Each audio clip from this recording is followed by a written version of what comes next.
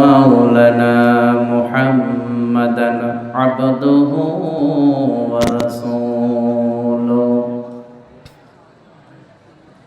الذي أرسله بالحق بشيرا ونذيرا وداعيا إلى الله بإذنه وسراجا منيرا أما بعد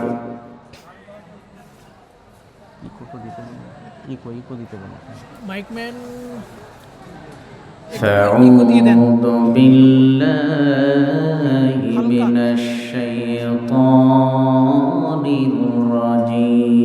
الرجيم بسم الله الرحمن الرحيم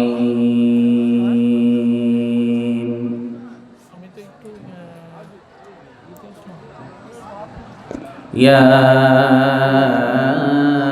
أيها الذين آمنوا اتقوا الله ولتنظر نفس ما قدمت لغد واتقوا الله إن الله خبير بما تعملون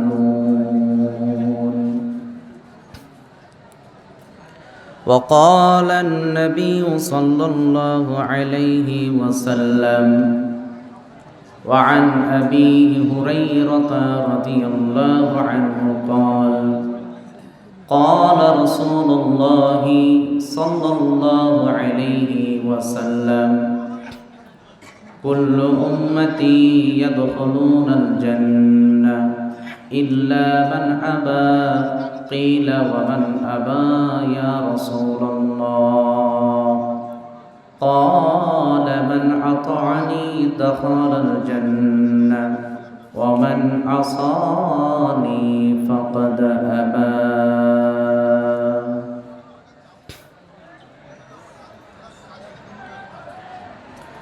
সোনালি দিনের সেই অমর খালিদ আজ তোমাদের বড় প্রয়োজন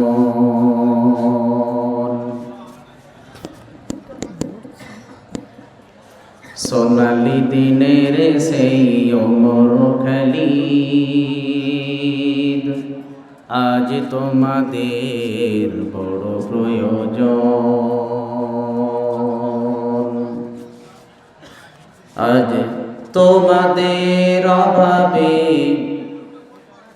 আজ তোমাদের অভাবে ধরণীতে আর চলছে জালিমের নিপীড়ন সোনালি দিনের সেই অমর খালিদ আজ তোমাদের বড় প্রয়োজন তোমাদের অভাবে ধরণীতে আজ চলছে জালিমের নিপীড়ন আজ তোমাদের বড় প্রয়োজন তোমরাই পেরেছিলে আল্লাহর জমিনে দিতে মানুষের নিরাপত্তা তোমরাই ফিরিয়ে এনেছিলে ধরাতে ও ভাই আপনাদের আওয়াজ কেন ভাই আপনাদের কোনো সমস্যা ওখানে যদি সমস্যা থাকে উঠে বাইরে গিয়ে সমস্যা সমাধান করুন কাইন্ডলি আওয়াজ করবেন না তোমাদের অভাবে ধরণীতে আজ চলছে জালিমের নিপীড়ন আজ তোমাদের বড় প্রয়োজন তোমরাই পেরেছিলে আল্লাহর জমিনে দিতে মানুষের নিরাপত্তা, তোমরাই ফিরিয়ে এনেছিলে ধরাতে শ্রেষ্ঠতম মানবতা। আজ তোমাদের অভাবে মাজলুম জনতা তিলে তিলে সহে যাই জ্বালাতন।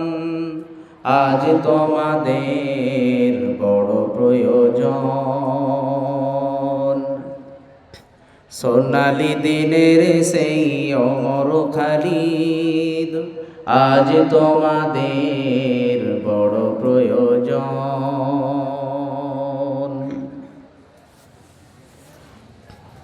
আলহামদুলিল্লাহ, আমার সামনে বসে থাকা প্রাণ প্রিয় সম্মানিত ভাইয়েরা, পর্দার অন্তরালে বসে থাকা সম্মানিতা মা ও বোনেরা, সর্বপ্রথম প্রশংসায় সেই রব আল্লাহ তাআলার, যে আল্লাহ পাক রব্বুল আলামিনের অশেষ রহমতে আমরা শীতের এই কনকনে ঠান্ডাতেও তার কোরআনের কথা, নবীর কথাগুলোকে শোনার লক্ষ্যে উদ্দেশ্যে আমাদেরকে ধৈর্য ধরে এখনো পর্যন্ত বসার তৌফিক দিয়েছেন। এই জন্যে আমরা আমাদের রব আল্লাহ তাআলার শুকরিয়া আদায় করব। আল্লাহ তাআলার শিখানো ভাষা দিয়ে আমরা সকলেই অন্তরের অন্তরস্থল থেকে উচ্চ কণ্ঠে বলি আলহামদুলিল্লাহ। অতঃপর দরুদ ও সালাম বর্ষিত হোক প্রিয় নবী নবী মুহাম্মদুর রাসূলুল্লাহ সাল্লাল্লাহু আলাইহি ওয়াসাল্লামের উপর। আল্লাহুম্মা সাল্লি আলাইহি আল্লাহুম্মা বারিক আলাইহি। ভাই, আমরা যারা এখানে বসে আছি, আসলে আমাদের এই দ্বীনি মজলিসে, দ্বীনি সভাতে বসার কিছু আদব শিষ্টাচার আছে। আমরা মানুষেরা খুব একটা সেগুলোকে গুরুত্ব দিই না। কি দিই না? গুরুত্ব দিই না। এমনই আমাদের নবী মুহাম্মদ সাল্লাল্লাহু আলাইহি ওয়াসাল্লাম যখন তিনি তালিম দিতেন, সাহাবে کرامদেরকে তালিম দিতেন, তখন সেই সময়ের মুনাফিকরা, যারা ইসলামের শত্রু, নবী সাল্লাল্লাহু আলাইহি সাল্লামের পিছনে তারা নামাজ পড়তো, তাহাজ্জুদেরও নামাজ পড়তো, লম্বা আমার মতো তাদের লেবাস, তাদের মুখে দাড়ি পাগড়ি তারাও পড়তো, কিন্তু ইসলামের তারা ছিল দুশমন, তারা ছিল শত্রু। যখন নবী সাল্লাল্লাহু আলাইহি ওয়াসাল্লাম সাহাবে کرامদেরকে তালিম দিতেন, তিনি যখন কোরআনের কথাগুলোকে বলতেন, তখন সাহাবীরা যখন বসতেন, ওই সমস্ত মুনাফিকরা তারা এমন এমন জায়গায় বসতো যাতে পরবর্তীতে যারা মুমিন ইমানদার ব্যক্তি, যারা সাহাবী, তারা এলে তাদের সে জায়গায় বসা আসা তাদের সমস্যা করত। সামনের জায়গাগুলোকে ফাঁক করে তারা পিছনের জায়গায় বসতো, যাতে করে মানুষে তাদের বের হতে এবং ঢুকতে সমস্যা হতো। এরই জন্য আল্লাহ রাব্বুল আলামিন মহাগ্রন্থ কোরআনুল কারীমের 28তম পারার সূরা মুজাদালায় স্পষ্টভাবে জানিয়েছেন, ইয়া আইয়ুহাল্লাযীনা আমানু ইযা ক্বিলা লাকুম তাফাসসাহু ফিল মাজালিস। হে ঈমানদারগণ, যখন তোমরা কোনো মজলিসে বসবে, এই কোরআন হাদিসের তালিমি বৈঠকে বসবে, তখন তোমরা তোমাদের জায়গাগুলোকে প্রশস্ত করে দাও, মানে সামনের জায়গাগুলোকে ক্লোজ করে দাও, বন্ধ করো, সে জায়গায় যাও, পিছনের জায়গাগুলো তোমাদের ছেড়ে দাও। তাহলে কি হবে? আল্লাহ রাব্বুল আলামিন তোমাদের জন্য এই জায়গাগুলোকে প্রশস্ত করে দিবেন। বলুন সুবহানাল্লাহ। তাহলে আমাদের উচিত হবে সামনের জায়গা যেগুলো ফাঁক হয়ে আছে, একটু কাইন্ডলি যদি চলে আসেন, যে কয়েকজন আছেন আপনারা কাইন্ডলি বসুন, একটু সামনে আপনার এদিকে আসুন, আমাকে বলতে ভালো লাগবে।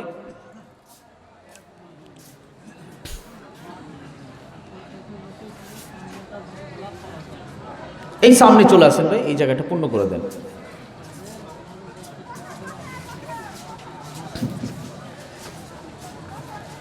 মহান রব্বুল আলামিন এই সুবিশাল আসমান জমিনকে তিনি সৃষ্টি করেছেন, সমস্ত কিছু নিয়ামত দিয়ে আল্লাহ রব্বুল আলামিন তিনি পরিপূর্ণ করে দিয়েছেন।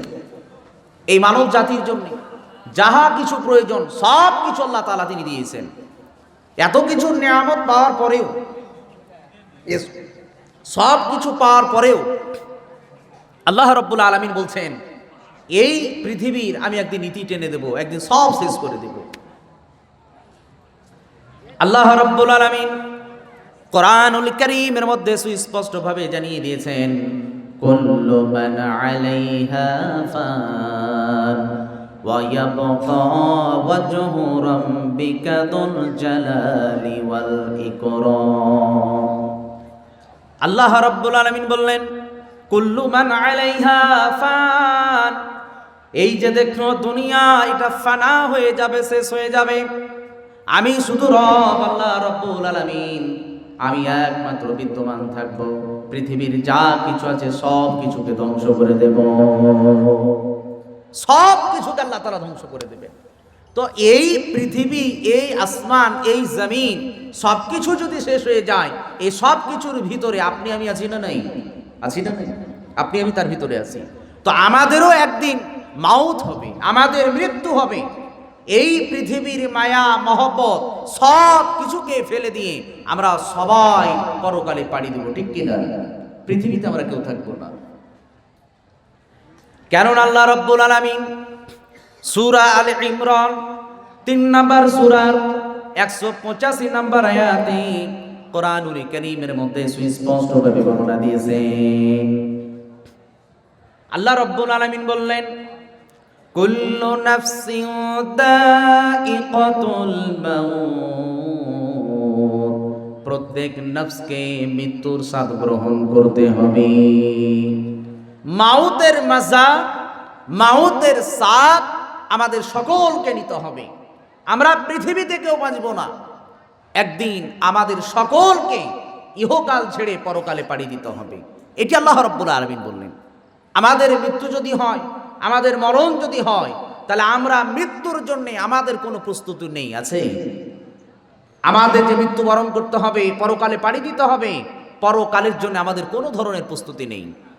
আমরা আজকে মানুষেরা, আজকে আমাদের যদি কোনো অসুখ হয়, দেখবেন কাউরির যখন কোনো ক্যান্সার হয়, এই ক্যান্সারের কারণে তারা পশ্চিমবঙ্গে চিকিৎসা সুবিধাজনক না হলে তারা পশ্চিমবঙ্গের বাইরের স্টেটে গিয়ে তারা চিকিৎসার জন্য দৌড়াদৌড়ি করে, আছে না নেই? আছে না নেই? মানুষ দৌড়াদৌড়ি করে কোথায় গিয়ে সুস্থ হব।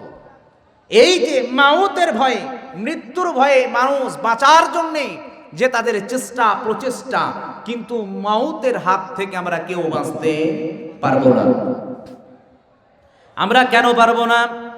আল্লাহ রাব্বুল আলামিন কোরআনুল কারীমের মধ্যে সুস্পষ্টভাবে তিনি জানিয়ে দিয়েছেন, কুল ইন্নাল মাউতাল্লাযী তাফিররুনা মিনহু ফাইন্নাহু মুলাকীকুম। হে নবী মুহাম্মদ সাল্লাল্লাহু আলাইহি ওয়াসাল্লাম, তুমি আমার ওই বান্দাদেরকে জানিয়ে দাও যে মাউতের হাত থেকে বাঁচার জন্যে তোমরা দৌড়াদৌড়ি করছো, শুনে নাও, এই মাউত মরণ তোমাদের সঙ্গে সাক্ষাৎ করে নেবে। সুতরাং এই মাউত তোমাদের সঙ্গে সাক্ষাৎ করবে। আজরাইল আলাইহিস সালাতু ওয়াস সালাম তোমাদের রূহটাকে, আত্মাটাকে কবজ করবে। তোমাদের মাউত হবে, যে মাউত থেকে তোমরা দৌড়াদৌড়ি করছো তোমাদের কোনো লাভ হবে না, মরণ তোমাদের একদিন পাকড়াও করে নেবে। কথাকার আল্লাহ রাব্বুল আলামিনের সম্মানিত ভাইয়েরা, সম্মানিতা মা ও বোনেরা, আমাদেরকে যদি মৃত্যুবরণ করতে হয়, ইহকাল ছেড়ে যদি পরকালে পাড়ি দিতে হয়, ওই পরকালের জন্য আপনার আমার প্রস্তুতি কি? শুধু আমাদের মৃত্যু হবে কথা শুধু এই পর্যন্ত শেষ নয়, আরে মাউত তো হবে। আবার আল্লাহ রাব্বুল আলামিন কি বললেন? ওয়া ইন্নামা তুওয়াফাউনা উজুরাকুম ইয়াউমাল কিয়ামাহ। আল্লাহ রাব্বুল আলামিন বললেন, নিশ্চয় হাসরের ময়দানে, কিয়ামতের দিন তোমাদের জাযা, তোমাদের বদলা পরিপূর্ণভাবে তোমাদেরকে দিয়ে দেওয়া হবে হাসরের ময়দানে। ইহকালে এই দুনিয়ার বুকে, জমিনের উপরে আমরা যা কিছু কর্ম করি না কেন, এর বদলা, এর জাযা, এর প্রতিদান মহান রব্বুল আলামিন আমাদেরকে দিবেন কোন দিন? হাসরের দিন। সেই হাসরের দিনের কথা লক্ষ্য করেন তো, সেই হাসরের ময়দানে আল্লাহ রব্বুল আলামিন আপনার আমার জীবনের বদলা আপনার আমার জীবনের যাজা যদি হাসরের ময়দানে দিয়ে দেয়, ওই প্রতিদান আপনার আমার জীবনে ভালো হতে পারে, মন্দ হতে পারে, কথা ঠিক কিনা? ভালো হতে পারে, মন্দ হতে পারে। কেমন হতে পারে? আমরা পৃথিবীর বুকে যাররা অনুপরিমাণ যদি কোনো ভালো কর্ম করে থাকি, তাও কিয়ামতের দিন দিবেন কে? আল্লাহ রাব্বুল আলামিন। আবার এই জমিনের বুকে যদি খারাপ কোনো আমল কর্ম করে থাকি, সেটাও এর প্রতিদান দিবেন কে? আল্লাহ রাব্বুল আলামিন। আল্লাহ রাব্বুল আলামিন কোরআনুল কারীমের মধ্যে জানিয়েছেন, ফামান ইয়া'মাল মিসকালা দাররাতিন খায়রান ইয়ারা ওয়া মান ইয়া'মাল মিসকালা দাররাতিন শাররান ইয়ারা। আল্লাহ রাব্বুল আলামিন বললেন, তোমরা যাররা অনুপরিমাণ যদি কোনো ভালো কর্ম করে থাকো, সেটাও হাসরের ময়দান পেয়ে যাবে। আবার যদি তোমরা যাররা অনুপরিমাণ কোনো খারাপ কর্ম আমল করে থাকো, সেটাও আমি আল্লাহ রাব্বুল আলামিন হাসরের ময়দানে দিয়ে দিব। সব কিছু দিয়ে দিবেন কে? আল্লাহ তাআলা। এবার সম্মানিত যুবক ভাইয়েরা, তোমরা লক্ষ্য করো, হাসরের ময়দানে জীবনের প্রতিদান আল্লাহ রাব্বুল আলামিন দেবেন। প্রতিদান কেমন হবে? ভালো হতে পারে, মন্দ হতে পারে। তুমি আজকে এই জমিনের উপরে পৃথিবীতে বসবাস করার ক্ষেত্রে বলো যুবক, তুমি এই অ্যান্ড্রয়েড সেট তুমি ব্যবহার করো, আছে না নাই? আছে না? যুবক ভাইরা, যুবতী বোনেরা, তোমরাও কানটা খুলে শুনে নাও। তোমরা এই যে অ্যান্ড্রয়েড সেট ব্যবহার করো, এই ব্যবহার করতে গিয়ে তোমরা বিভিন্ন অ্যাপস তোমরা ইনস্টল করেছো। বলো ইনস্টাগ্রামের অ্যাকাউন্ট আছে না? যুবক যুবতীরা, তোমরা শুনে নাও, হাসরের ময়দানে তোমার পরিস্থিতিটা কেমন হতে পারে তোমাকে একটু স্মরণ করিয়ে দিই। যারা এই অ্যান্ড্রয়েড সেট ব্যবহার করে, এই অ্যান্ড্রয়েড সেট ব্যবহার করতে গিয়ে অধিকাংশ যুবক যুবতীরা এরা জিনা ব্যভিচারের সঙ্গে লিপ্ত হয়ে আছে না নাই? আছে। এই মোবাইলের কারণে আগে মানুষেরা আজ থেকে 10 বছর 20 বছর আগে হারাম রিলেশন, প্রেম প্রীতি, এদের এই মহব্বত প্রকাশ করা হতো স্কুল কলেজ ইউনিভার্সিটিতে। আর এখন বাড়িতে বসে বসে রাত্রের অন্ধকারে, গভীর রাত্রিতে এরা দরজা জানালা বন্ধ করে খুবই ইজিলি ভাবে বাড়ির ভিতরে রুমে, এখন ঠান্ডার দিনে ব্ল্যাঙ্কেট গায়ে দিয়ে ওই ব্ল্যাঙ্কেটের ভিতরেই তারা আজকে জিনা করছে, আছে না নাই? বুড়ো বাবাজিরা বুঝবেন না, বুঝবেন একটু পরে বুঝাই আপনাদেরকে। এই যে দেখছেন অনলাইনের মাধ্যমে মেসেঞ্জার বলেন, ফেসবুকের মাধ্যমে বন্ধুত্ব গড়ে ওঠে। এই বন্ধুত্ব গড়ে উঠে পার্সোনাল যখন কথা বলার ইচ্ছে হয়, তখন মেসেঞ্জারে টপ করে মেসেজ আছে না নাই? এই যে মেসেঞ্জারে মেসেজ করতে করতে এক সময় তাদের নাম্বারও লেনা দেনা হয়। তাদের হোয়াটসঅ্যাপ বলেন, ইনস্টাগ্রাম বলেন, আর মেসেঞ্জার বলেন, এই সমস্ত অ্যাপসের মাধ্যমে তাদের কানেক্টেড সম্পর্ক আছে না নাই? এই যে সম্পর্ক এক অপরের সঙ্গে, তারা শুধু চ্যাট কথা বলে এমনটা নয়, শুধুমাত্র চ্যাট করে হাই হ্যালো করে এই পর্যন্ত সীমাবদ্ধ নয়, তারা এক অপরের পিকচার ছবি পাঠানো আছে না নাই? এই যে এই গভীরতা ডুবতে ডুবতে গভীর রাত্রিতে, রাত্রি 12টা 1টা 2টো যখন হয়ে যায়, তখন তারা তাহাজ্জুদ নামাজের ফজিলতের কথা বলে। হ্যাঁ, এই যে গভীর রাত্রিতে কথা বলতে বলতে এক পর্যায়ে তাদের ভিডিও কল আছে না নাই? এই যে ভিডিও কল, এই ভিডিও কলে তারা কোরআনের আয়াত দেখাদেখি করে নাকি? এই ভিডিও কল করে কোরআন দেখাদেখি করে না? এই ভিডিও কল করে যুবক যুবতীরা তারা এক অপরের দেখাদেখি চেহারা শুধু সীমাবদ্ধ নয়, এক অপরের লজ্জাস্থান পর্যন্ত দেখাদেখি করে আছে না নাই? এই যুবক যুবতীরা তারা ভিডিও কলের মাধ্যমে তাদের এক অপরের ইজ্জত দেখাদেখি করে। এই যে চোখের জেনা, আবার মনের জেনা, এই যে জেনা, জেনার কয়েকটি ভাগ বিশ্ব নবী মুহাম্মদ সাল্লাল্লাহু আলাইহি ওয়াসাল্লাম বলেছেন, এই সমস্ত জেনা ব্যভিচারের সঙ্গে জড়িত হয় আপনার আমার পরিবারের কলিজার টুকরা সন্তানেরা। ও যুবক যুবতী, তোমাদেরকে বলি, রাতের অন্ধকারে তোমার দরজা বন্ধ, জানালা বন্ধ, তোমার ডানেও কেউ নেই, বামেও কেউ নেই, তুমি একাই বিছানায়, তুমি মনে করো কেউ দেখতে পাই না। তুমি মনে রেখে দাও, তুমি যা কিছু করো সমস্ত কিছুকে লিপিবদ্ধ করান তিনি কে? আল্লাহ রাব্বুল আলামিন ফেরেশতার মাধ্যমে এই যে কিরামান কাতিবিন, এই দুটো ফেরেশতার নাম নয়। কিরামান কাতিবিন মানে সম্মানিত দুইজন ফেরেশতা আপনার আমার জীবনে সব কিছুকে লিপিবদ্ধ করছে। একজন লিখছে ভালো আমলগুলি, আর একজন লিখছেন মন্দ আমলগুলি। সব আমলগুলোকে একত্রিত করে হাসরের ময়দানে দিবেন কে? আল্লাহ রাব্বুল আলামিন। এবার বলো যুবক যুবতী, তোমরা এই যে হারাম রিলেশন, তুমি তোমার মা বাবাকে চোখের ফাঁকে দিয়ে তুমি চলে যাও পার্কে, রেস্টুরেন্টে, আসে না নাই? পার্কে রেস্টুরেন্টে তোমাদের এক অপরের মিট সাক্ষাৎ হয়। এই যে তোমরা মিট সাক্ষাৎ করো, শুনে নাও, তোমার মা বাবা, তোমার আত্মীয় স্বজন যদি না দেখে, দেখছেন কি? আল্লাহ রাব্বুল আলামিন। আর হাসরের ময়দানে বিচার করবেন কে? হাসরের ময়দানে বিচার করবেন আল্লাহ রাব্বুল আলামিন। সেই আল্লাহ রাব্বুল আলামিনের কাছে তোমাকে জবাবদিহিতা করতে হবে। কেমন করতে হবে? বিশ্বনবী মুহাম্মদুর রাসূলুল্লাহ সাল্লাল্লাহু আলাইহি ওয়াসাল্লাম বলেছেন, হাসরের ময়দানে প্রত্যেক বানি আদম একত্রিত হবে। ওই হাসরের ময়দানের কথা বিশ্বনবী মুহাম্মদ সাল্লাল্লাহু আলাইহি ওয়াসাল্লাম বলছেন, লা তাজুলু কদাম ইবনি আদম ইয়াউমাল কিয়ামা। হাসরের ময়দানে বানি আদমের এক পা আগেও যাবে না, এক পা পিছনেও আসবে না। তারা নড়াচড়া করতে পারবে না যতক্ষণ না তাদেরকে পাঁচটি প্রশ্ন করা হবে। তারা এক পা আগেও যেতে পারবে না, এক পা পিছনেও আসতে পারবে না। প্রশ্ন কয়টি? প্রশ্ন হবে পাঁচটি। এক নাম্বার প্রশ্ন হবে ওয়ান উমরিহি ফিমা আফনাহু। তুমি বলো, তোমাকে যে ওমর দিয়েছিলাম, তোমাকে যে বয়স দিয়েছিলাম, যে বছর তোমাকে দিয়েছিলাম, হতে পারে 60 বছর, 50 বছর, 70 বছর, 80 বছর, যে যেমন বয়স পাই না কেন, এই বয়স, যে জীবন, যে হায়াত দিলেন আল্লাহ রাব্বুল আলামিন, সে হায়াত সম্পর্কে জিজ্ঞাসা করবেন হাসরের ময়দানে। বলো 60 বছর জীবন কিভাবে তুমি কাটিয়েছিলে? প্রশ্নকার ওই আল্লাহ রাব্বুল আলামিন প্রশ্ন করবেন। বলেন হাসরের ময়দানে জবাব কি দিব আমরা? আজকে আমরা মানুষেরা, আমরা যে আল্লাহ রাব্বুল আলামিনের দেওয়া বডি পেলাম, যে আল্লাহ রাব্বুল আলামিনের এত কিছু নিয়ামত পেলাম, সেই আল্লাহ রাব্বুল আলামিনের শুকরগুজার আমরা করি নাই, বরং আল্লাহ রাব্বুল আলামিনের অকৃতজ্ঞ বান্দা আমরা জমিনের বুকে চলাচল করি, আছি না নাই? এই জমিনে আল্লাহর দেওয়া নিয়ামতকে ভক্ষণ করি, আমরা সব কিছুকে ইউজ ব্যবহার করি, বাট আল্লাহ রাব্বুল আলামিনের শুকরগুজার আমাদের ভিতরে নেই। আছে?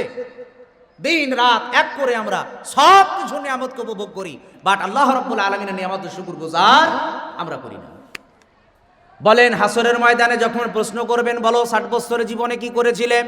আল্লাহ প্রশ্ন করবেন, এই 60 বছরের জীবনে আমাকে কয়বার স্মরণ করেছিলে? কি উত্তর দিবেন?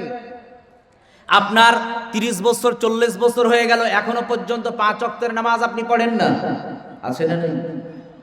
বলেন আল্লাহ রাব্বুল আলামিন দিন রাত মিলে 5 ওয়াক্তের নামাজকে ফরজ করলেন। কয় ওয়াক্তের নামাজ? 5 ওয়াক্তের নামাজ। ফজর, জোহর, আসর, মাগরিব, এশা, আছে না নাই? এই 5 ওয়াক্তের নামাজকে ফরজ করলেন শুধু এই নামাজের স্মরণ করার জন্য, আল্লাহ রাব্বুল আলামিনের দাসত্ব, তার গোলামি প্রমাণ করার জন্য, শুধু নামাজ পড়ার জন্য আল্লাহ রাব্বুল আলামিন বিশ্ব নবী মুহাম্মদ সাল্লাল্লাহু আলাইহি সাল্লামের মাধ্যমে 5 ওয়াক্তের নামাজের জন্য আহ্বান করার জন্য মুয়াজ্জিন দিলেন। সেই মুয়াজ্জিনকে আজানের ব্যবস্থা করে দিলেন কে? সেই আল্লাহ রাব্বুল আলামিন বললেন ফজরের স্মরণ, ফজরের জিকির, ফজরের ইবাদত করার জন্য মুয়াজ্জিন আমাদেরকে আহ্বান করে, আছে না নাই?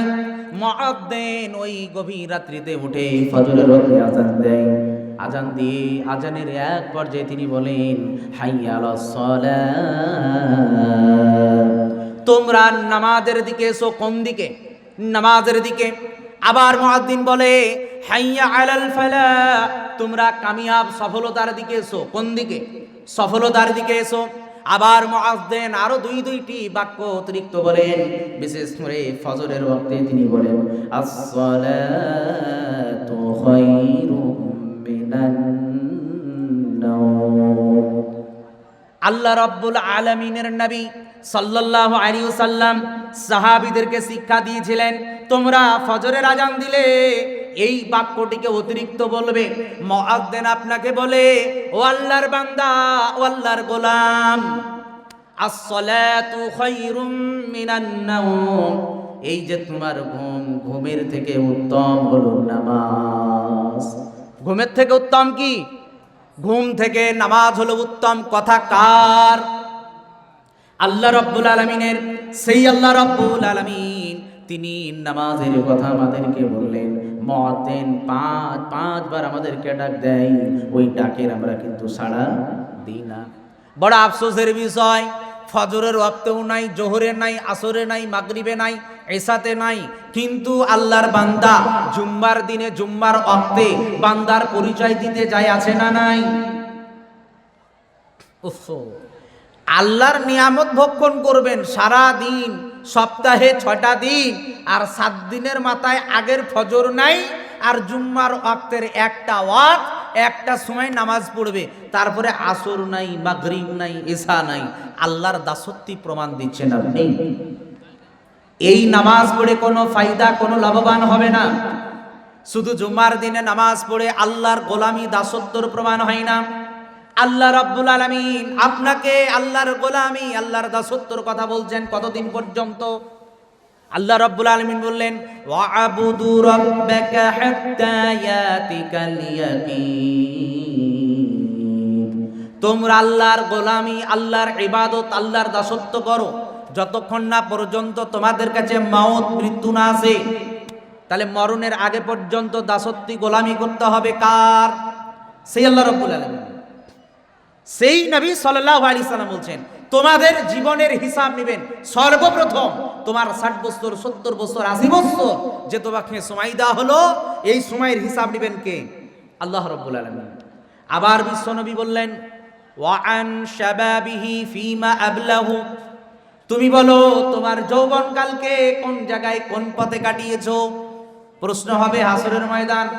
ও যুবক, তোমরা বলো তোমাদের এই যৌবনকালের যিনি প্রশ্ন করবেন যৌবনকাল সম্পর্কে, এই যৌবনকাল কোন জায়গায়, কোন পথে, কিভাবে তুমি কাটাও, এর জবাব দিতে হবে হাসরের ময়দানে। বিশ্বনবী মুহাম্মদ সাল্লাল্লাহু আলাইহি ওয়াসাল্লাম বলেন যৌবনকালের হিসাব নেবেন আল্লাহ রাব্বুল আলামিন, যে তুমি তোমার যৌবনকালকে কোন পথে, কিভাবে তুমি কাটিয়েছিলে, এর জবাব তুমি দাও। হাসরের ময়দান কি দিবে? যুবক তুমি বলবে যে আমি ছোট ছোট রিলস ভিডিও বানিয়েছিলাম, আমার ফেমাস সিঙ্গার, আমার যেটা ফেমাস সিঙ্গার, আমার ফেভারিট যে সিঙ্গার, এই সিঙ্গারের সংগুলোকে নিয়ে আমি স্ট্যাটাস দিয়েছি, ছোট ছোট ভিডিও ক্লিপ আমি বানিয়েছি, আর সেগুলোকে আমি ছেড়েছিলাম। যুবতীগণ তুমি কি বলবে? তুমি আল্লাহ রাব্বুল আলামিনকে কি বলবে? তুমি তোমার যৌবনকাল, তুমি পেট এবং নাভি, আর তোমার পেট, পিঠ সব ফাঁকা করে ছোট ছোট ড্রেস পরে তুমি রিলস ভিডিও বানাও, আর সেই ভিডিও বানিয়ে তুমি ওই ফেসবুকে পোস্ট করো। ফেসবুকে আছে না নাই পোস্ট? আছে না নাই?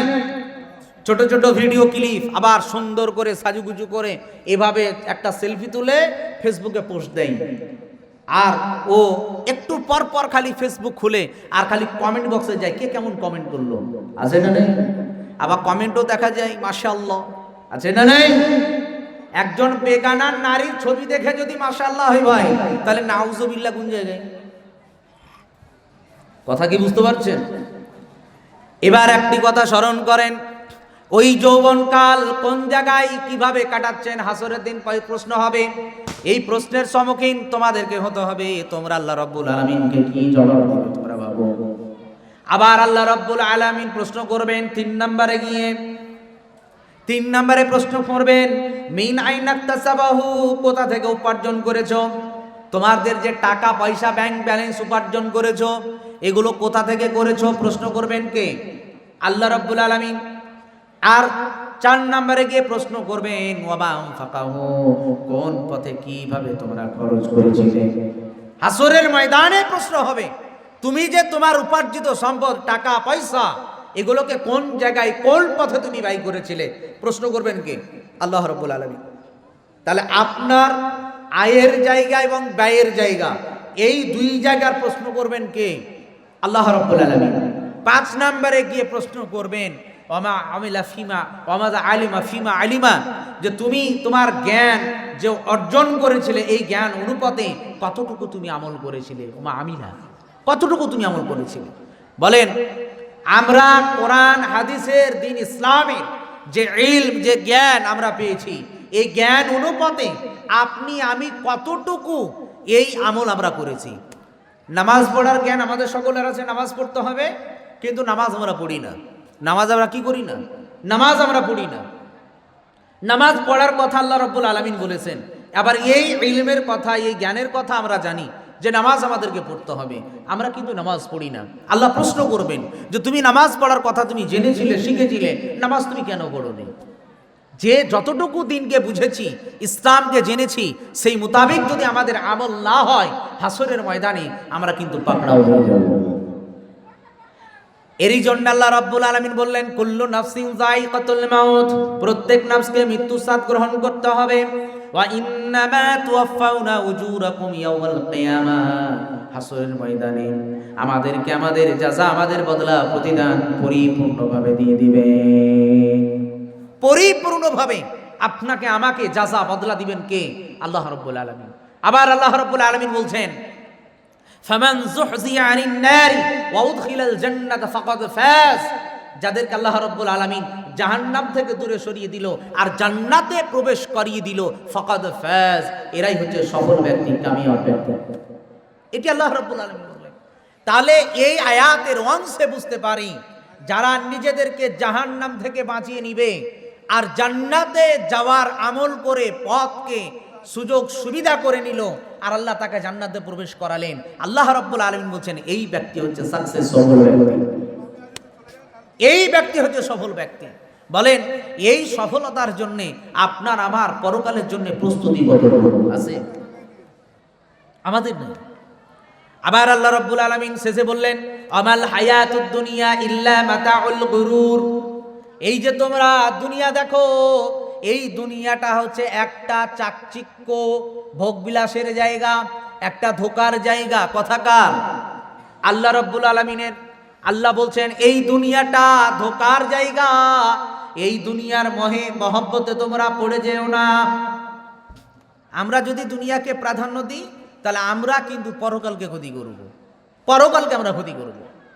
তাহলে দুনিয়ার মহব্বত এর ফিতনা এর মোহে আমরা যেন পড়ে না যাই, আমরা যেন না পড়ে যাই। কেননা আল্লাহ রাব্বুল আলামিন বলছেন বাল তুসিরুনাল হায়াতাদ দুনিয়া ওয়াল আখিরাতু খায়রু আবকা, তোমরা যে দুনিয়াকে প্রাধান্য দাও, শুনে নাও এই দুনিয়া থেকে তোমাদের জন্য পরকাল হচ্ছে উত্তম। পরকালই তোমাদের স্থায়ী জায়গা। এই পরকাল যদি আমাদের স্থায়ী হয়, আপনার আমার যদি আসল ঠিকানা পরকালই হয়, আর সেই পরকালের দুইটি স্থান, কয়টি স্থান? দুইটি। একটি নাম হচ্ছে জান্নাত, অপরটির নাম হচ্ছে জাহান্নাম। দুনিয়াতে যে যেমন প্রস্তুতি নিব তার তেমন ওই জায়গার মধ্যে সিলেক্টেড আমরা। কথা বুঝলেন না? তো পরকালের জন্য প্রস্তুতি আপনার আমার কেমন? বলেন আমরা দুনিয়াদারিতে আমাদের দুনিয়ার ক্ষেত্রে আমাদের অনেক প্রস্তুতি আছে না নেই? কেমন প্রস্তুতি? আমরা আজকে দুনিয়াতে বসবাস করার জন্যে একটা আমাদের বাড়ির প্রয়োজন। বাড়ি ভাই যে কোনো হলেই হতো, কিন্তু আমরা যে যেমন কোয়ালিটির মানুষ, যে যেমন স্ট্যাটাসের মানুষ, তার তেমন কোয়ালিটি আর স্ট্যাটাস বজায় রাখার জন্য বাড়ি আছে না নেই? আছে। সুন্দর করে বাড়ি, চাকচিক্য বাড়ি গড়ি। এই দুনিয়ার কয়েকটা দিনের আমরা মুসাফির মানুষ, কয়েকটা দিন আমরা থাকবো দুনিয়ায়। যদি এই 50 বছর 60 বছর জীবনে 30টি বছর আমরা কাটিয়ে দেওয়ার পরে মাত্র 20টি বছর যে বাড়িতে বসবাস করব, যদি আল্লাহ তাআলা হায়াত দেন, তাহলে সেই বাড়িতে থাকার জন্যে ওই বাড়ি করার যদি প্রস্তুতি আপনার আমার আছে বা থাকে বা করে থাকি, আছে না নেই? সুন্দর ডিজাইনের বাড়ি, চাকচিক্য রং, টাইলস, মার্বেল দিয়ে বাড়িটাকে পরিপাটি করে সাজুগুজু করে মাত্র 10 বছর 15 বছর 20 বছর সেই জায়গায় বসবাস করি, আর আমাদের যখন যার সময় আসে তখন সে আমরা পরকালে পাড়ি দিই, আছে না নেই? তো দুনিয়ার কয়েকটা বছর থাকার জন্য যদি এই প্রস্তুতি হয়, আবার যদি আমরা আমাদের এই জায়গা থেকে সামান্য কলকাতা যদি পাড়ি দিই, চিকিৎসার জন্যে, কর্মের ক্ষেত্রে যদি যাই, তাহলে সেই জায়গায় যাওয়ার জন্যে আমরা আমাদের ব্যাগকে পরিপাটি করি, যা কিছু প্রয়োজন জামা কাপড় সব কিছু ভরি, নিজের আইডেন্টি কার্ডগুলো আমরা নিই, কিছু টাকা পয়সা নিই, দিয়ে নিজেকে পরিপাটি করে ট্রেনে গেলে ট্রেনের টিকিট কাটি, বাসে গেলে বাসের আমরা টিকিট কাটি, কেটে আমরা কলকাতা যাই। যে জায়গায় যাব সেই জায়গায় প্রস্তুতি নিই, সেই জায়গায় থাকতে গেলে একটা ঘরের প্রয়োজন আছে, আমার খাবারের প্রয়োজন আছে, তারও প্রস্তুতি নিয়ে আমরা সেই জায়গায় পাড়ি দিই। বাট পরকালে যেতে গেলে, হাসরের ময়দান যেতে গেলে সেখানে প্রস্তুতি নেওয়া দরকার নাই? আছে না? প্রস্তুতি নেওয়াতে দরকার আছে। সেই প্রস্তুতি আপনার আমার কতটুকু? কেননা আল্লাহ রাব্বুল আলামিন কোরআনুল কারীমের মধ্যে বললেন, ইয়া আইয়ুহাল্লাযীনা আমানুত্তাকুল্লাহা ওয়াল তানজুর নাফসুম মা কদ্দামাত লিগাদিন ওয়াত্তাকুল্লাহ ইন্নাল্লাহা খাবীরুম বিমা তা'মালুন। আল্লাহ রাব্বুল আলামিন বললেন, হে ঈমানদারগণ, তোমরা তোমাদের আল্লাহকে ভয় করো। কাকে? আল্লাহকে ভয় করো, এবং পরকালের জন্য অগ্রিম কি পাঠাচ্ছ তোমরা গৌর ফিকির চিন্তা ভাবনা করো। কথাটা আল্লাহ রাব্বুল আলামিনের, হে ঈমানদারগণ, আল্লাহরে ভয় করো এবং পরকালের জন্য কি পাঠাচ্ছ সেই ব্যাপারে চিন্তা ভাবনা করো। আবার বললেন, তোমরা আল্লাহকে ভয় করো, ইন্নাল্লাহা খাবীরুম বিমা তা'মালুন, নিশ্চয় আল্লাহ তাআলা জানেন তোমরা যা কিছু করো। কথাকার আল্লাহ রাব্বুল আলামিনের বলেন আল্লাহর ভয় আমাদের ভিতরে আছে। যে আল্লাহ বললেন তোমরা আমি আল্লাহকে ভয় করো এবং পরকালের জন্য কি পাঠাচ্ছ চিন্তা ভাবনা করো, আল্লাহর ভয় আমাদের ভিতরে আছে ভাই? আল্লাহর ভয় আমাদের ভিতরে নেই। আজকে আমরা মানুষকে যে যত পারি ঠকি আমরা মার্কেটে চলি, আছে না নেই? সবজি বিক্রি করলে সবজির ভিতরে ভেজাল আছে না নাই? দুধ বিক্রি করলে দুধের ভিতরে ভেজাল আছে না নাই? চাউল বিক্রি করলে তারও ভিতরে ভেজাল আছে না নাই? ফল বিক্রি করলে তার ভিতরে ভেজাল আছে না নাই? আমাদের সব কিছুতে ভেজাল, এক অপরকে ঠকার কম্পিটিশন, প্রতিযোগিতা আমরা করি। আল্লাহর ভয় আছে? আচ্ছা আপনি বলেন, মানুষকে বলছেন 60 টাকা 70 টাকা কিলো দুধের দাম, আর এই দাম নিয়ে আপনি দুধ দিচ্ছেন, দেখা গেল খাঁটি দুধ কিছুটার বেশিরভাগ পানির পরিমাণ দিয়ে দুধ বিক্রি করছেন, তাহলে আপনার ভয় আছে? আল্লাহর ভয় আছে? এই খেলাফতের যুগে হযরত ওমর রাদিয়াল্লাহু তাআলা আনহু এমন একজন সাহাবী ছিলেন, যে সাহাবীকে পৃথিবীর বুকে শুধু মানুষরা নয়, শয়তানও পর্যন্ত ভয় করত। কে ভয় করত? শয়তানও পর্যন্ত ভয় করত। বিশ্বনবী বললেন, ওমর যেই পথ দিয়ে যায় সেই পথ দিয়ে শয়তান যায় না। কে যায় না? শয়তান। আর শয়তানের এমন পাওয়ার ক্ষমতা যা আপনার আমার শিরা উপশলায় রক্তে অন্ধ্রে অন্ধ্রে ঢুকে বেড়ায়, এত পাওয়ারফুল শয়তান। আর সেই শয়তানের কথা আল্লাহ নবী সাল্লাল্লাহু আলাইহি ওয়াসাল্লাম বলছেন যে ওমর যেই পথ দিয়ে যায় সেই পথ দিয়ে কিন্তু শয়তান যায় না, শয়তান ভয়ে পালিয়ে যায়। আল্লাহু আকবার। সেই ওমর তিনি হচ্ছেন প্রধানমন্ত্রী, আর সেই সময়ে তার শাসন আমল আপনাকে দেখাচ্ছি আল্লাহর ভয় কেমন। এক সময় ওমর রাতের অন্ধকারে তিনি মানুষের পাড়ায় পাড়ায় ঘুরে বেড়াচ্ছেন। তিনি যখন অলিগলি ঢুকছেন, একটি বাড়ি থেকে একটি বুড়ি মায়ের আর একটা যুবতী মেয়ের আওয়াজ আসছে। মা বলছে, দুধে পানিটা পরিমাণ দিবি বেশি, তাহলে দাম পাওয়া যাবে বেশি। আর ওই মেয়ে বলছে, না মা, দুধের মধ্যে কোনো পানি ভেজাল দেওয়া যাবে না। বলে, কেন দেওয়া যাবে না? আমাদের আমিরুল মুমিনিন ওমর রাদিয়াল্লাহু তাআলা আনহু বলেছেন, কোনো খাবারের মধ্যে ভেজাল দেওয়া যাবে না, মানুষকে ধোঁকা দেওয়া যাবে না, অতএব এই দুধের মধ্যে কোনো পানি ভেজাল দিতে পারবো না। তখন ওই বুড়ি মা বললেন, রাতের অন্ধকারে ওমর কিছু টের পাবে না, ওমর কিছু টের পাবে না, ওমর জানবে না, তুই পানি দিয়ে দাও। ওমর কিন্তু ওই তার বাড়ির পাশ বাইরে থেকে শুনছে।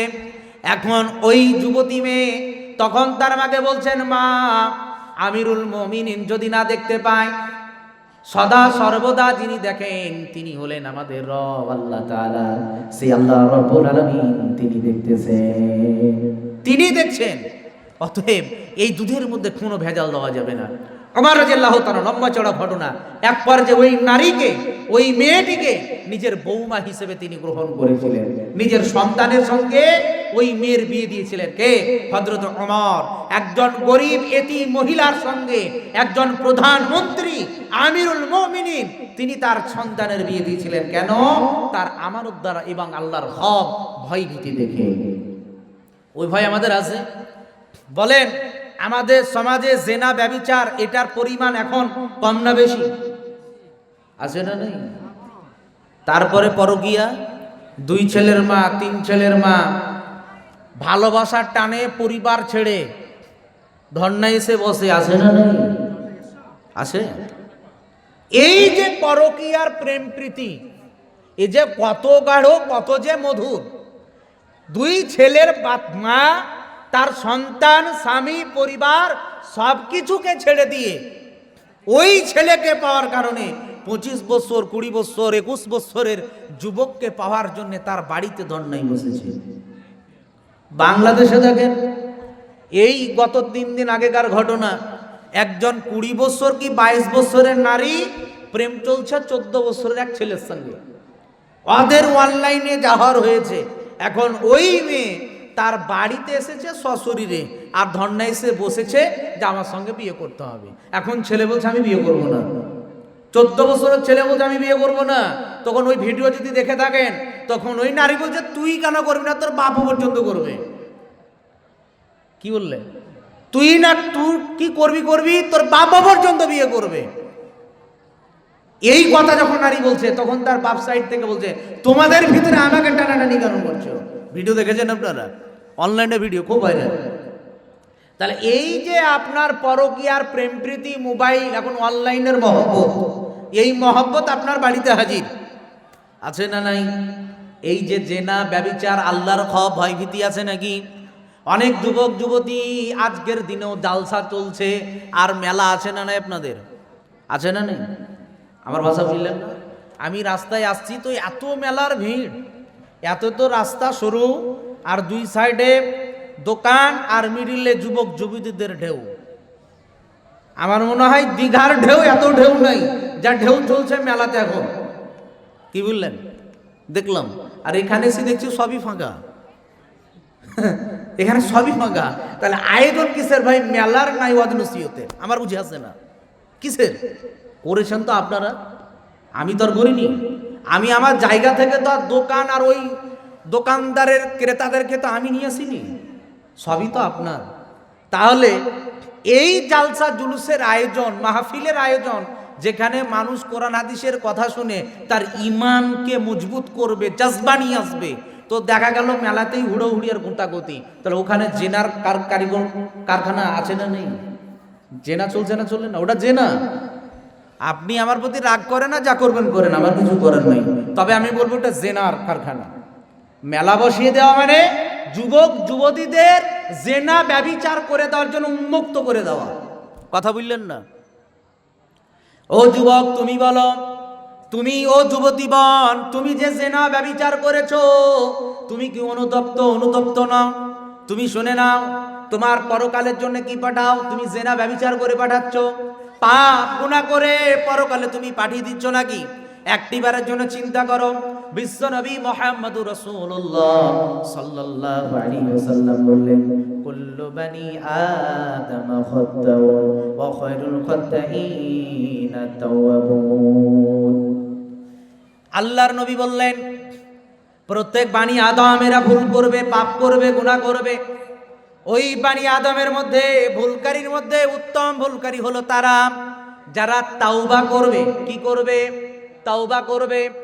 ও যুবক যুবতীর দলেরা, সম্মানিত ভাই ও বোনেরা, শুনলেন, যারা পাপ করেছেন, জেনা করেছেন, ব্যভিচার করেছেন, নফসের প্রতি জুলুম করেছেন, নামাজ পড়েননি, কোরআন তেলাওয়াত করেননি, জিকির আজকার করেননি, অনেক পাপ করেছেন, জেনা করেছেন, ব্যভিচার করেছেন, চুরি করেছেন, ধোঁকা দিয়েছেন, অনেক পাপ করেছেন, নিজের নফসকে কলঙ্কিত করে দিয়েছেন, কালি করে দিয়েছেন।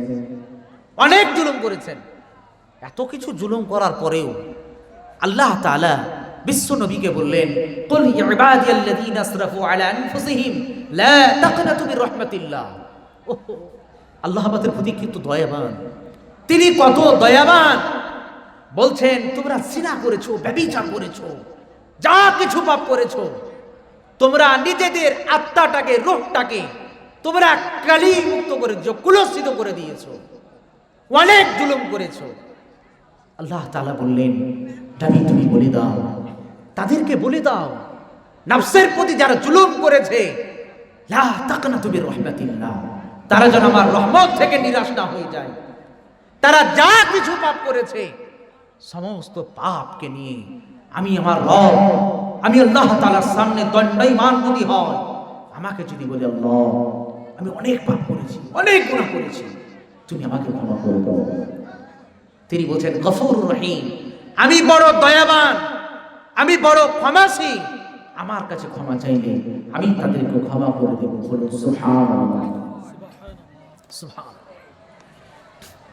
শুধু এই পর্যন্ত নয়, বিশ্বনবী বললেন, যদি তোমরা এই জমিন থেকে নিয়ে আসমান পর্যন্ত পাপ নিয়ে আমি আল্লাহ রাব্বুল আলামিনের কাছে দণ্ডায়মান হও, আর দুই হাত তুলে আমি আল্লাহ রাব্বুল আলামিনকে যদি বলো, রব্বানা যালামনা আনফুসানা ওয়া ইল্লাম তাগফির লানা ওয়া তারহামনা লানাকুনান্না মিনাল খাসিরিন।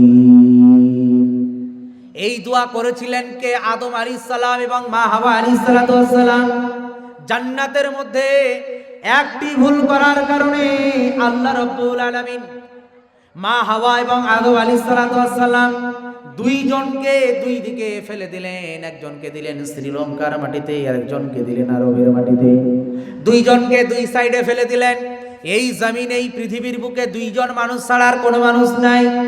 মা হাওয়া এবং আদম আলাইহিস সালাম দুইজন মানুষ একটি পাপ ভুল করার কারণে তারা জমিনে চলে এলেন, আর তারা রবের কাছে বলছে, রব্বানা যালামনা আনফুসানা ওয়া ইল্লাম তাগফির লানা ওয়া তারহামনা লানাকুনান্না মিনাল খাসিরিন।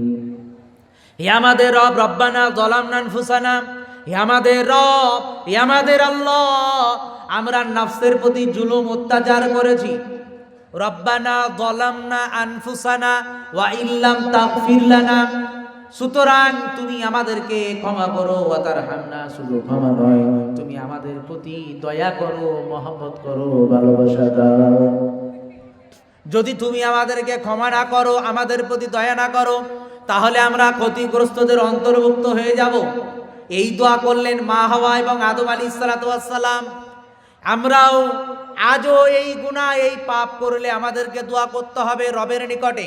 আমরা দোয়া করব এই দোয়া, রব্বানা যালামনা আনফুসানা ওয়া ইল্লাম তাগফির লানা ওয়া তারহামনা লানাকুনান্না মিনাল খাসিরিন। এই দোয়া করতে হবে রবের নিকটে, আল্লাহ রাব্বুল আলামিনের নিকটে। এই কথা কার? আল্লাহ রাব্বুল আলামিনের। যুবক ভাইরা, যুবতী বোন, তোমাকে বলি শোনো, মায়েদেরকে বলি, বাবাজিদেরকে বলি, আমাদের জীবনে যদি জিনা ব্যভিচার হয়ে যায়, সেই জিনা ব্যভিচারের জন্য ক্ষমা চাইতে হবে রবের কাছে জীবন্ত সাই। কেমন? একজন সাহাবী মায়েদ আসলামী রাদিয়াল্লাহু তাআলা আনহু বিশ্বনবী মুহাম্মদ সাল্লাল্লাহু আলাইহি ওয়াসাল্লামের নিকটে এলেন। এসে বললেন, ইয়া রাসূলুল্লাহ, ইয়া আল্লাহর নবী সাল্লাল্লাহু আলাইহি ওয়াসাল্লাম, আমি অপবিত্র হয়ে গেছি, আপনি আমাকে পবিত্র করে দিন। নবীকে যখন এই কথা বললেন, ওই সাহাবী মাইদ আসলামী রাদিয়াল্লাহু তাআলা আনহু বিশ্বনবী তার দিক থেকে মুখটাকে ফিরিয়ে নিলেন। আবার ওই সাহাবী নবীজির মুখের দিকে গেলেন, আবার বললেন, ইয়া রাসূলুল্লাহ, আপনি আমাকে পবিত্র করে দিন। আবার নবীজি মুখটাকে ফিরিয়ে নিলেন, বললেন, তুমি যাও, বাড়ি চলে যাও। ওই সাহাবী আবার নবীজির মুখের সামনে দিকে এলেন, আবার বললেন, ইয়া রাসূলুল্লাহ, আপনি আমাকে পবিত্র করে দিন, আমি অপবিত্র হয়ে গেছি। নবী বললেন তুমি বাড়ি চলে যাও। ওই সাহাবীকে যখন বারবার বললেন, সাহাবী নবীজির দরবার থেকে বেরিয়ে বাড়ির দিকে রওনা দিলেন। তিনি রাস্তায় চলছেন, কিছুটা পথ যাওয়ার পর মনটাকে মানিয়ে নিতে পারল না। ওই সাহাবী রাসূলের দরবারে আবার এলেন, রাসূলকে বললেন, ইয়া রাসূলুল্লাহ, নবীজি আপনি আমাকে পবিত্র করে দিন, আমাকে পবিত্র করে দিন। নবীজি বললেন, তোমাকে এমন কোন জিনিসে অপবিত্র করে দিয়েছে যে আমি তোমাকে পবিত্র করে দিব? তখন সাহাবী বললেন, ইয়া রাসূলুল্লাহ, আল্লাহর নবী, আমি জেনা ব্যভিচার করেছি। নবী বললেন, জেনা ব্যভিচার কাকে বলে তুমি কি জানো? সাহাবী বললেন, ইয়া রাসূলুল্লাহ, জেনা ব্যভিচার কারে কয় আমি জানি। বলে কাকে বলে? বলে স্বামী স্ত্রীতে হালাল ভাবে বৈধভাবে যে কাজ যে কর্মটি করে সেটি আমি হারাম পন্থায় করেছি। এই কথা যখন নবীজিকে বললেন, নবীজি তার কম তার জাতির লোককে ডেকে পাঠালেন, ডেকে বললেন, বলো এই মায়ের আসলামি এর কি ব্রেন সুস্থ আছে না অসুস্থ, কোনো মেন্টাল নাকি? সাহাবীরা সাক্ষী দিলেন, ইয়া রাসূলুল্লাহ, আমাদের জানামতে মায়েদ আসলামী রাদিয়াল্লাহু তাআলা আনহু সুস্থ ব্রেন মস্তিষ্কের মানুষ, তার কোনো মেন্টাল সে পাগল নয়। নবীজি বললেন, তাহলে কি সে মদ পান করেছে দেখো কি?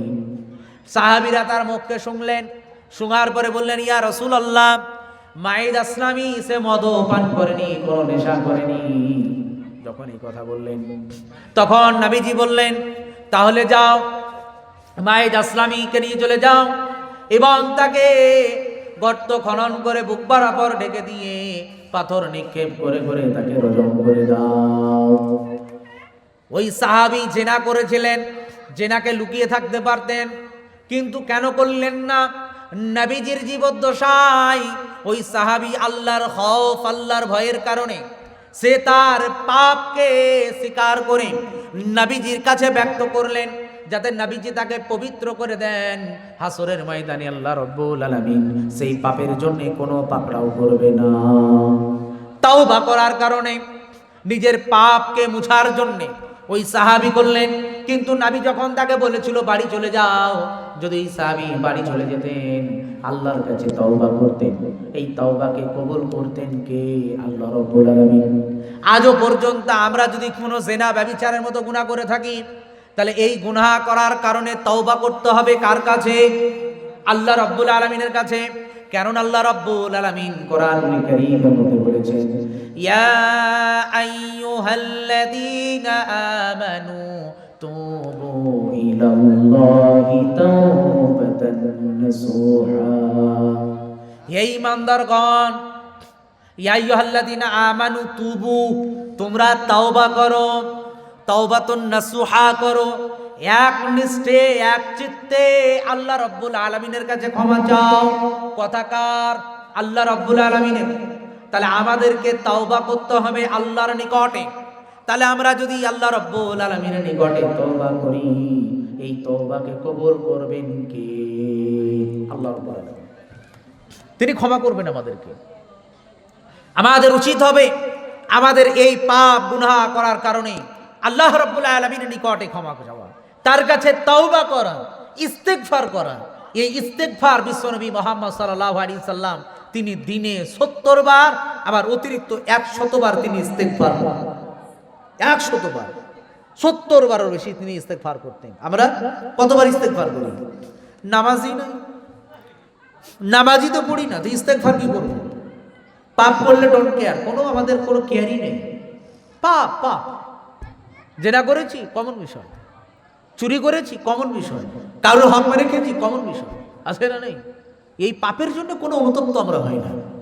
এই যে পাপ করছেন অনুতপ্ত হচ্ছে না, মনে রাখবেন আল্লাহ রাব্বুল আলামিন কোনো বান্দা বান্দিকে পাপ গুনাহ করার কারণে জাহান্নাম দিবে এ কথা সত্য নয়, বরং বান্দা বান্দি পাপ করার পরে তারা তাওবা করেনি, ইস্তেগফার করেনি, এরই জন্য আল্লাহ রাব্বুল আলামিন তাদেরকে জাহান্নামে দিবেন, তাদেরকে দিবেন। সাহাবীরা তো জেনা করেছিলেন, পাপের জন্যই যদি জাহান্নামে দিবেন তো তারাও তো জাহান্নামে যেতেন। নাউযুবিল্লাহি মিন যালিক, তারা তো জাহান্নামে যাবেন না।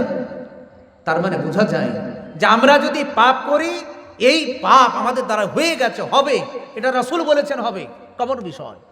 তাহলে এই পাপ করার পরে যদি আমরা তাওবা করি, ইস্তেগফার করি, তাহলে এই তাওবাকে কবুল করবেন কে? তাওবাটা কেমন হবে? যে আপনি একবার জেনা করলেন, চুরি করলেন, কারোর মাল ভক্ষণ করে নিলেন, আল্লাহর কাছে বলছেন, হে আল্লাহ, আমি পাপটা করে নিয়েছি, আল্লাহ তুমি আমাকে ক্ষমা করে দাও, আর আমি করব না।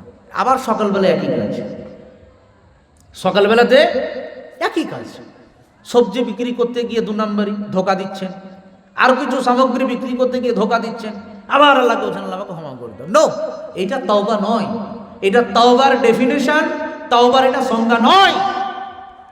তাওবা মানে যে পাপ থেকে আপনি ফিরে আসবেন, আপনার জীবদ্দশায় মৃত্যুর আগে মুহূর্ত পর্যন্ত সেই পাপ আপনার দ্বারাই করা আর সম্ভব নয়, এটারই নাম হচ্ছে তাওবা।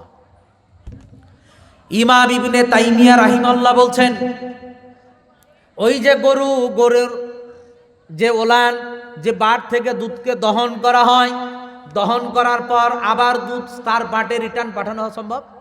পাঠানো সম্ভব নয়। ইমাম ইবনে তাইমিয়া রাহিমাহুল্লাহ বলছেন যে ওইভাবে তওবা করতে হবে, যে এইভাবে ফিরে আসা, যে আমরা জীবদ্দশায় মৃত্যুর আগে পর্যন্ত আর কোনোদিন ওইদিকে যাব না। এটা হচ্ছে তওবা। আর আমাদের তো নারীদের ভিতরে কিছু করে তোবা তোবা তোবা, কি যে ঢঙের তওবা, ইয়া তওবা নয়, এটা ইস্তেগফার নয়, রাসূলের শিখানো ইস্তেগফার এটা নয়। আমাদেরকে শিখতে হবে ইস্তেগফার কিভাবে করতে হয়, তাওবা কিভাবে করতে হয়, এটা আমাদেরকে জানতে হবে, শিখতে হবে। আমরা নাই আমাদের ভিতরে। মা বোন আপনাদেরকে বলি, সম্মানিতা মা বোন আপনাদেরকে বলছি, দেখতে পাচ্ছেন তো আমাকে, আপনারা আপোষে যেভাবে কথা বলছেন আমার মনে হচ্ছে যে আপনাদের কথা কিছু বুঝে আসে না। মা বোনদেরকে বলছি, এত আওয়াজ কেন? ছেড়ে দেন, এদেরকে আমরা আর কি বুঝাবো? আদম আলাইহিস সালাতু ওয়াস সালাম মাহওয়া আলাইহিস সালাতু ওয়াস সালামকে বুঝাতে পারেনি, পেরেছে? জান্নাতের ভিতরে আদম আলাইহিস সালাম বলছে এই গাছের নিকটবর্তী হতে আল্লাহ বলেছেন, নিষেধ করেছেন, যেতে হবে না। তাকে বুঝিয়ে পারলেন না আদম আলাইহিস সালাম। আদম আলাইহিস সালামকে মাহওয়া আলাইহিস সালাম নিয়ে গেলেন, আর নিয়ে যাওয়ার কারণে দেহ থেকে কাপড় সব খুলে গেল, উলঙ্গ হয়ে কোথায় গেলেন? দুনিয়াতে পাঠালেন, যা। তা আমরা কি বুঝাবো? আরে ভাই, আপনার বিবিকে আমি কি করে বুঝাবো? কেন আমি তো আমার বিবিকে বুঝাতে পারি না, কথা বুঝলেন না? এরা এমন একটা যন্ত্র আল্লাহ তৈরি করেছে, আল্লাহ এমন যন্ত্র তৈরি করেছে, এদেরকে বুঝানো খুব মুশকিল। এরা কি করে আমাদেরকে বুঝিয়ে আমাদেরকে গোলাল বানিয়ে ফেলে, আছে না? নাই, এরা যে নারী, করা মুশকিল এদেরকে। কেন করা মুশকিল? এরা উল্টোটা চলে, সব সময় উল্টো চলবে। আপনি বলবেন এক কথা, শুনবে আর এক কথা। এরা হচ্ছে নারী। এদের ডেফিনেশন সঙ্গে আপনাকে কি দেবো দেখেন, এ কথা আমি যে বলছি তাও ওরা হইচই করছে, এখনো চলছে কথা। দেখেন, ওদের তো দোষ নাই, আমরা তো বাড়িতে ঢুকিয়ে রাখি, গল্প করার তো জায়গা নেই। এখন এই জায়গায় এসেছে গল্প করার একটু সুযোগ সুবিধা, বুবুগে শুনগে, তাই শোনাশুনি করছে ওরা। ওয়াজ আমাদের কি শুনবে? ওরা নিজেদের ওয়াজ নিজেরাই করছে, নিজেরাই শুনছে। হচ্ছে নারী। খায়ের, আমাদেরকে তওবা ইস্তেগফার করতে হবে। আমরা পাপ করেছি, গুনাহ করেছি, এটা কমন বিষয়। আমাদের এই পাপ করার পরে আল্লাহ তাআলার নিকটে ইস্তেগফার করতে হবে, তাওবা করতে হবে। এই তাওবাকে কবুল করবেন আল্লাহ রাব্বুল আলামিন। কেন এমন কবুল করবেন? আল্লাহ রাব্বুল আলামিনের নবী সাল্লাল্লাহু আলাইহি ওয়াসাল্লাম বলছেন যে বান্দা যখন তার 2 হাতকে আল্লাহ তাআলার নিকটে এইভাবে 2 হাতকে তুলে দেয়, ওই 2 হাতকে খালি ফেরত রিটার্ন পাঠাতে আল্লাহ রাব্বুল আলামিন তিনি লজ্জাবোধ করেন। বলুন সুবহানাল্লাহ। তিনি লজ্জাবোধ করেন। তাহলে আমাদের উচিত হবে আল্লাহ তাআলার নিকটে বেশি বেশি করে তাওবা করা, ইস্তেগফার করা। 2 হাত উঠিয়ে আপনি দোয়া করবেন। দোয়া কবুলের অনেকগুলো সময় আছে, তার মধ্যে এই যে রাতের অন্ধকারে গভীর রাত্রিতে তাহাজ্জুদের নামাজ আপনি পড়েন, তাহাজ্জুদের নামাজ পড়েন, 2 হাত তুলে রবকে বলেন, আমার রব, অনেক পাপ করেছি জীবনে, সঠিক সময়ে নামাজ পড়িনি, আমি নামাজের প্রতি আমার কোনো মহব্বত ছিল না, আমি সেই সময় নামাজ পড়িনি, আমার যৌবন কাল কেটেছে ইসলাম বিরোধী কর্মকাণ্ডে, নামাজ আমি পড়িনি। সবকে বলে, হে আল্লাহ, আমি সঠিক সুবহির নামাজ পড়তে পারিনি, আমি জিনা রাতের অন্ধকারে মানুষকে ফাঁকি দিয়ে জিনা করেছি, অনেক পাপ করেছি। হে আল্লাহ, তুমি আমার এই সমস্ত গুনাহ খাতাগুলোকে মাফ করে দাও। পৃথিবীর কেউ জানেনি, রব তুমি জেনেছো, তুমি আমার গুনাহ খাতাগুলোকে মাফ করে দাও। তাহাজ্জুদের নামাজে আল্লাহ রাব্বুল আলামিনের কাছে ফরিয়াদ করে বলে, আল্লাহ রাব্বুল আলামিন তিনি আমাদের এই পাপকে ক্ষমা করবেন। বিশ্বনবী মুহাম্মদ সাল্লাল্লাহু আলাইহি ওয়াসাল্লাম বলছেন, আল্লাহ রাব্বুল আলামিন প্রতি রাত্রিতে, রাতের তৃতীয় অংশে শেষ ভাগে আল্লাহ রাব্বুল আলামিন প্রথম আসমানে তিনি আসেন। প্রথম আসমানে এসে বান্দাদেরকে ফরিয়াদ করেন, ইয়া ইবাদি, ইয়া আমার বান্দা বান্দি, তোমরা যারা ভুল করেছো তোমরা আমার কাছে ক্ষমা চাও, আমি তোমাদেরকে ক্ষমা করব। কার কি চাওয়া পাওয়া আছে আমার কাছে চাও, আমি তোমাদেরকে দেব। আপনার মেয়ে, আইবুড়ো মেয়ে বাড়িতে আছে, আপনি বিয়ে দিতে পারছেন না, বিয়ে দেওয়ার ব্যবস্থা করতে পারছেন না, পৃথিবীর কাউকে বলার আগে আপনি আপনার রবকে বলেন, হে আমার রব, আমার বাড়িতে কন্যা আছে, তুমি বলেছো খলাকনাকুম আজওয়াজা, আমি জোড়া জোড়া পৃথিবীতে তাদেরকে পাঠিয়েছি, এর জোড়া, এর সঙ্গী, এর সাথী কোথায় আছে? আল্লাহ, তুমি আমার এই মেয়ের জন্য একটা সুপাত্রের ব্যবস্থা করে দাও। বলবেন কাকে? আল্লাহকে। আল্লাহ বলছেন, কার কি চাওয়া আছে আমার কাছে চাও, আমি তোমাদেরকে দেব। আপনার অসুখ করেছে, পরিবারে কাউরির অসুস্থ রয়েছে, আল্লাহকে বলেন, হে আল্লাহ, আমার পরিবারের সদস্য এবং আমি বা আমার স্ত্রী, আমার স্বামী, আমার ছেলে, আমার মেয়ে, আমার বৌমা, আমার নাতি নাতনি, এরা অসুস্থ রয়েছে, আল্লাহ তাকে তুমি সুস্থতা দান করো। রবকে বলেন, রবকে বলেন। আপনি কাকে বলবেন? আপনি দুনিয়াতে। সেই আল্লাহ বলছেন, কার কি চাওয়া আছে আমার কাছে চাও, আমি তোমাদেরকে দেব। সুবহানাল্লাহ। প্রতিদিন প্রতি রাত্রিতে প্রথম আসমানে এসে আল্লাহ রাব্বুল আলামিন বান্দা বান্দীদেরকে ডাকেন, আমার কাছে চাও আমি দেব, আমার কাছে ক্ষমা চাও আমি তোমাদেরকে ক্ষমা করে দেব। আল্লাহ যদি ডাকতে পারেন ক্ষমা চাওয়ার জন্যে, তাহলে আপনি আমি কি ওই সময় জেগে আল্লাহর কাছে আমাদের পাপগুলো কি ক্ষমা চাইতে পারি না? আমরা পারি। আবার বিশ্বনবী বললেন, যখন আযান হয়, বাইনাল আযানি ওয়াল ইকামাতি লা ইউরাদ্দু দুআ, বাইনাল আযানি ওয়াল ইকামাতি, আযান এবং ইকামতের মধ্যে সময়ে বান্দা বান্দি যখন আল্লাহর কাছে দোয়া করে, আল্লাহ রাব্বুল আলামিন ওই দোয়াকে রিটার্ন তিনি ফেরত পাঠান না, ওই সময় রিটার্ন তিনি ফেরত পাঠান না। বান্দা বান্দি যখন আযান এবং ইকামতের মধ্যবর্তী সময়ে রবের কাছে দুই হাত তুলে যখন চায়, আল্লাহর কাছে চায়, তখন আল্লাহ রাব্বুল আলামিন এদের এই দোয়াকে রিটার্ন ফেরত তিনি পাঠান না। কথা কার? বিশ্বনবী মুহাম্মদুর রাসূলুল্লাহ সাল্লাল্লাহু আলাইহি ওয়াসাল্লাম তিনি বলেছেন।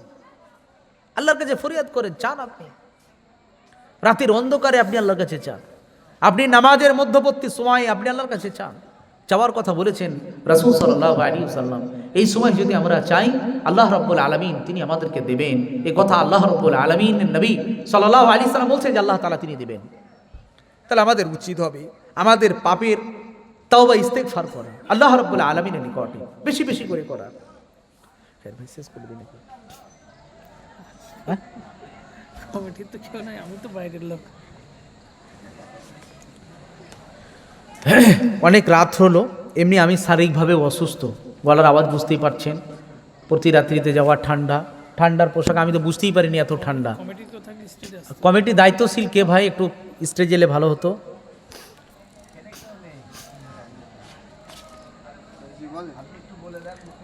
কি করি, শেষ করে দিন। হ্যাঁ, মানে শারীরিকভাবে অসুস্থ বা কাল প্রোগ্রাম সমস্যা হবে। আবার অনেকে নামাজ পড়বে, ফজরের নামাজ, আবার সকালবেলায় কাজকর্ম আছে, বেশি রাত করাটাও ভালো হবে না। অনেক রাতও হয়ে গেছে, 11টা বেজে গেছে, মানে বিশাল রাত শীতের দিনে। তো আজকে সবাই এখান থেকে শেষ করি। আল্লাহ তাআলা হায়াতে রাখলে কোনো জায়গায় যদি আসি, ইনশাআল্লাহ বিস্তারিত কোনো সময় আলোচনা করে আপনাদেরকে শোনাবো। আর আপনারা আমার জন্য বিশেষ করে দোয়া রাখবেন, যেন শারীরিকভাবে সুস্থ থাকি, মানুষকে যেন দিনের কথাগুলো বলতে পারি এবং মানুষদেরকে অসৎ পথ থেকে যেন সৎপথের দিকে আহ্বান করতে পারি। এটা আপনারা সদা সর্বদা দোয়া রাখবেন। তবে যুবক ভাইদেরকে রিকোয়েস্ট করব, ভাই পৃথিবীতে বেশি দিন কেউ আমরা নেই, আমাদেরকে একদিন বিদায় নিতে হবে, পরকালে আমরা সকলেই পাড়ি দিব, হাসরের ময়দানে কি জবাব দিব আল্লাহ তাআলার কাছে। কাজেই সকলকে রিকোয়েস্ট করব, আমি রিকোয়েস্ট করি যে আপনারা সকলেই 5 ওয়াক্তের নামাজ পড়েন, নামাজের পথে আসেন, নামাজ পড়েন। নামাজবিহীন আমাদের জীবন কিন্তু বৃথা ব্যর্থ যাবে। বেনামাজি অবস্থায় মৃত্যুবরণ করলে কিয়ামতের দিন জান্নাতের কোনো সুযোগ নেই। বেনামাজি অবস্থায় মৃত্যুবরণ করলে জান্নাতের কোনো ধরনের ধারে কাছে আমরা যেতে পারবো না, সুনিশ্চিতভাবে জাহান্নাম। কেননা জান্নাতীরা যখন জান্নাতে, জাহান্নামীরা যখন জাহান্নামে, তখন জান্নাতীরা জাহান্নামীদেরকে জিজ্ঞেস করবেন, ভাই তুমি কেন জাহান্নামে? তখন তারা বলবেন লাম নাকু মিনাল মুসাল্লিন, আমরা নামাজীদের মধ্যে ছিলাম না, নামাজ আমরা পড়ি নাই, নামাজ না পড়ার কারণে আজকে আমাদেরকে জাহান্নামে হয়েছি, আর তোমরা নামাজ পড়েছিলে বলে তোমরা আজকে জান্নাতে আছো। আফসোস করবে হাসরের ময়দানে, আফসোস করবে। এর জন্য বলবো, নামাজ পড়ো, দিনের পথে চলো, রাসূলের প্রতি মহব্বত, ভালোবাসা, নবীর প্রকৃতপক্ষে আশিক আমাদেরকে হতে হবে, তার ইত্তেবা, তার অনুসরণ, অনুকরণ সদা সর্বদা আমাদেরকে করতে হবে। আল্লাহ তাআলার নিকটে দোয়া করি, আল্লাহ রাব্বুল আলামিন আমাদের সকলকে যেন 5 ওয়াক্তের নামাজি মুসল্লি হিসেবে যেন কবুল করেন, বলুন আল্লাহুম্মা আমিন।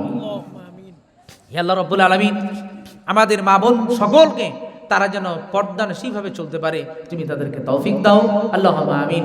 ইয়া আল্লাহ রাব্বুল আলামিন, পৃথিবীতে যতদিন জীবিত রাখবে তুমি আমাদের সকলকে তোমার প্রকৃতপক্ষে ভয় ভীতি, রাসূল সাল্লাল্লাহু আলাইহি সাল্লামের অনুসরণ অনুকরণ করা তুমি তৌফিক দিও, আল্লাহুম্মা আমিন। ইয়া আল্লাহ রাব্বুল আলামিন, আমাদের মাঝে এক ভাই আমাকে রিকোয়েস্ট করেছিলেন যে এক ভাই আমাদেরই কমিটির মধ্যে একজন আছেন, উনি অসুস্থ, হসপিটালে ভর্তি আছে। ইয়া আল্লাহ রাব্বুল আলামিন, আজিবিল বাস রব্বিন নাস আশফি আনতা শাফি লা শিফা ইল্লা শিফাউকা শিফা লা ইয়াগুদিরু সাকামা। ইয়া আল্লাহ রাব্বুল আলামিন, তুমি তাকে হায়াতে সিহাতে কুল্লিয়া দান করো, আল্লাহুম্মা আমিন। ইয়া আল্লাহ রাব্বুল আলামিন, তাকে দ্রুত শিফায়ে কুল্লিয়া দান করো, আল্লাহুম্মা আমিন। তার রোগ থেকে আরোগ্য দান করো, আল্লাহুম্মা আমিন। ইয়া আল্লাহ রাব্বুল আলামিন, ভাইকে সুস্থ সবর রেখে বাড়িতে ফিরে এসে আবার পরিবারের সঙ্গে হাসি খুশিভাবে জীবনযাপন করা তৌফিক দাও, আল্লাহুম্মা আমিন।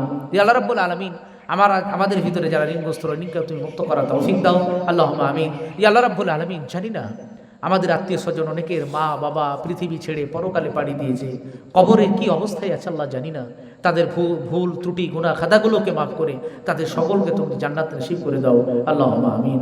ইয়া আল্লাহ রাব্বুল আলামিন, তুমি আমাদের যখন মৃত্যু দিবে আমরা প্রকৃতপক্ষে মুমিন মুসলমান হয়ে তোমার সর্বশ্রেষ্ঠ কালেমা লা ইলাহা ইল্লাল্লাহ, এই কালেমাকে যেন পাঠ করে মৃত্যুবরণ করতে পারি, তুমি আমাদের সকলকে তৌফিক দিও, আল্লাহুম্মা আমিন। ওয়া আখিরু আলহামদুলিল্লাহি রাব্বিল আলামিন। আসসালামু আলাইকুম ওয়া রাহমাতুল্লাহি ওয়া বারাকাতুহু।